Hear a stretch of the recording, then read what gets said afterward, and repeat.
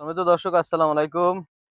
পরিপূর্ণভাবে প্রস্তুতি চলতেছে আমার যে ড্রাগনে আমি যে ওষুধগুলা দিই সেটাই কিন্তু আপনাদের দেখানোর চেষ্টা করব। দেখেন আমার হাতে রয়েছে এনইসি গোল্ড।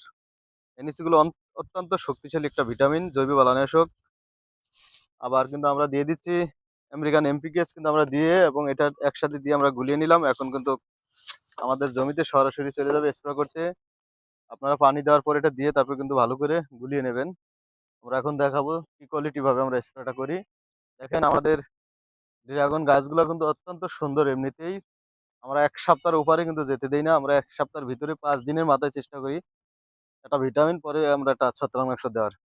ঠিক এই রুলসে যদি আপনারা ট্রিটমেন্ট করে যান আগামী ফল আসা পর্যন্ত, তাহলে কিন্তু আপনাদের গাছগুলো ভালো থাকবে এবং ফল-ফুলও বেশি দেবে। তা দেখতে পাচ্ছেন আমাদের জমিতে কিন্তু আমরা শুরু করে দিয়েছি স্প্রে। আমাদের পিতলের মাথাটা আছে সেটা দিয়ে কিন্তু আমরা স্প্রে করি। অত্যন্ত পাতলা হয়ে একদম পাউডার হয়ে বের হয় এক কথায়। আপনারা দেখতে পাচ্ছেন ক্যামেরাম্যান একটু একবারে নিচে লাফিয়ে দেখে নিয়ে আসুক। সুন্দর কায়দায় আপনারা কিন্তু ভিজিয়ে দেবেন। বিশেষ করে উপরে যে নতুন কুশিগুলা ভিজানোর চেষ্টা করবেন বেশি করে। দেওয়ার পরবর্তীতে কিন্তু আপনাদের সুন্দর একটা রেজাল্ট আসবে। তা আপনারা এই রুলসে কিন্তু নিয়মিত স্প্রে করে যেতে পারেন। ইনশাআল্লাহ আপনাদের ভালো হবে। আপনাদের ড্রাগন গাছগুলা ভালো থাকবে, আবাদ ফসল ভালো পাবেন। তা আপনারা প্রতিনিয়ত ভালো মানের ভিডিও পেতে চাইলে অবশ্যই আমার এই পেজটাকে ফলো করতে হবে। কারণ এত সুন্দর কোয়ালিটি ভাবে বোঝানোর লোক কিন্তু আপনারা দ্বিতীয় একটা পাবেন না।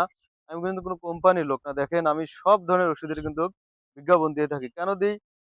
একই কোম্পানির একেক ওষুধটা ভালো। এক কোম্পানির যে সব ওষুধ ভালো সেটা কিন্তু ভুল। এইজন্য সব ধরনের ওষুধ যেটা আমি রেজাল্ট পাই সেটাই আপনাদের তুলে ধরি। তো দর্শক আপনারা যখন স্প্রে করবেন অবশ্যই একটা জিনিস খেয়াল রাখবেন সেটা হচ্ছে আপনাদের সেফটি ম্যাটার করবেন এবং মুখে কিন্তু আপনারা মাস্ক ব্যবহার করবেন, চশমা ব্যবহার করবেন। আপনারা নিরাপদ থাকবেন সেই দোয়াই করি এবং ভালো মানের ফসল পেতে আপনাদের কিন্তু আমি সেই সুপরামর্শই দিয়ে থাকি।